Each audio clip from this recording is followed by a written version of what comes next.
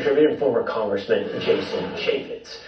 Jason, great to see you on the show this morning. I know when you served in Congress, you had some oversight. You had some direct knowledge of the Secret Service. As you heard the conversation last night and this morning, what are your thoughts? I love the men and women who put their lives on the line and protected Donald Trump when shots were fired. But it was a catastrophic failure from the beginning. Unfortunately, we had seen this coming. The number one agency and department in the federal government with complaints was the Secret Service. We did an in-depth investigation. We issued a report. It's in crisis. The management, the way they assign the training. You know that the average Secret Service agent, and this is from a report that's about 9 years old, the average Secret Service agent gets 30 minutes of training per year. And it was this type of thing that we went after. Now, under President Obama, they had to get rid of 2 Secret Service agents in a row. The first one wanted to protect the president like they do Disneyland. That was literally what she said. And this latest Secret Service director, I'm sorry, but she was an executive at Pepsi.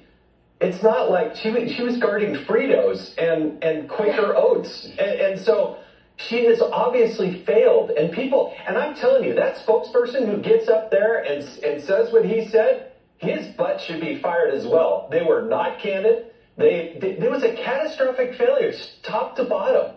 The investigation, I talked to James Comer last night for a long time because we had done this investigation. I know what it looks like moving forward, and they have got to get to the bottom of the training. How did they execute this? How come there wasn't evidently a drone? Was the sniper given permission to strike first, or did he have to wait until shots were fired before he could shoot?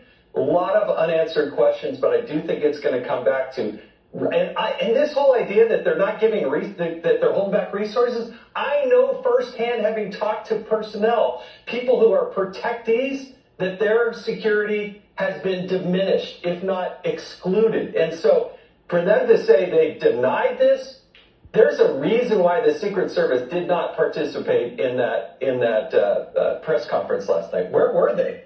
And you know what? It's interesting to me that this flows through the Secretary of Homeland Security, and now they've given it to the Department of Justice. They took it away from Alejandro. So what hope can we have that there's any accountability? I mean, Afghanistan is yet another example where in catastrophic failure, no one held accountable. Look, we highlighted in a report more than 150 incidents where a security breach happened. We had shots fired on the White House. We had a man with a gun near President Obama. We had shots fired at the Vice President's house. They didn't even have cameras on the Vice President's house. I'm talking about Vice President Biden at the time.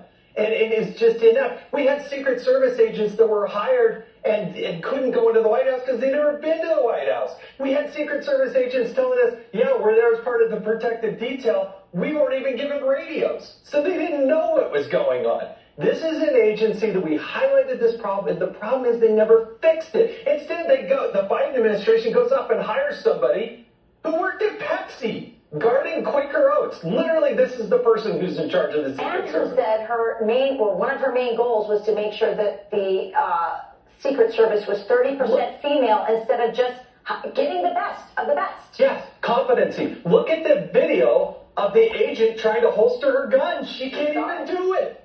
And so, look, I love the men and women who jumped on the president, protected him. But I got to tell you, at being critical, trying to protect the president on both sides of the aisle, they had got to get him in that car and get him out of there. Watch the car, it's just sitting there.